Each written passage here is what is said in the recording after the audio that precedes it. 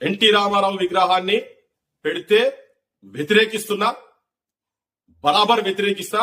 నువ్వు ఎప్పుడు నన్ను మూసిలేసి బొంద పెడతావో రేవంత్ రెడ్డి, పృథ్వీరాజ్ నీ గురించి వెయిట్ చేస్తున్నాడు. ఇడా తెలంగాణ నిలబడతా, ఎప్పుడు వస్తావో చెప్పు, ఎవరు తీసుకుపోతాడో చెప్పు, ఏ మూసిలేసి తొక్కుతావో, నువ్వు వచ్చి తొక్కుతావా, నీ వంది మాగదులు వచ్చి తొక్కుతారా, నీ థింకింగ్ నీ ఉన్నాయి కదా, సెప్టిక్ ట్యాంక్ బ్రెయిన్స్ ఏమి ఉన్నాయి కదా, వాళ్ళు వచ్చి తొక్కుతారా చూద్దాం. దాన్ని కూడా ఇప్పటికే ఎన్టీఆర్ ఘాట్ ఉన్నది ఇక్కడ. ప్రతి ఊర్లో ప్రతి జిల్లాల హెడ్ క్వార్టర్ లో ఇక్కడ ఎన్టీఆర్ విగ్రహాలు ఉన్నాయి.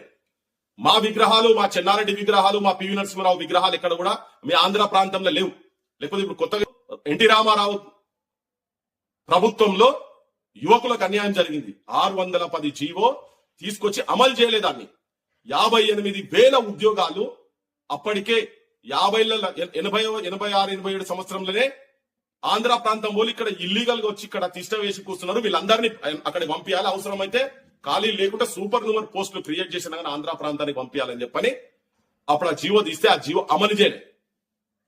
ఇంకోటి, మా తెలంగాణకు సంబంధించినటువంటి రీజనల్ బోర్డ్ ను కూడా తీసిపడేసిండు, బంద్ చేసేసిండు ఎన్టీ రామారావు. ఈ ప్రాంత నక్సలైట్లే దేశభక్తులు అన్నాడు, నక్సలైట్లే నా అన్నలు అన్నాడు. గద్దెకెక్కిన మరుసటి రోజు రాడికల్లు సార్ నమ్మని చంపి రక్తం బొట్టు పెట్టుకున్నాడు అని చెప్పనే అనే చరిత్ర ఆయనది ఉన్నది.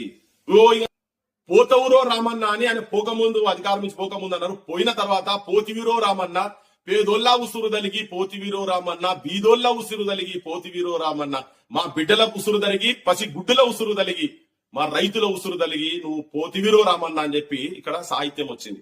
కూలి పెంచుమని అన్నదే పాపం, కుత్కే మీద కత్తి బల్లెం పెడితీవి, దొరల పనులకు బంధు పెడితే ఎవలకు బంధుకు సూటి పెట్టినవని చెప్పని.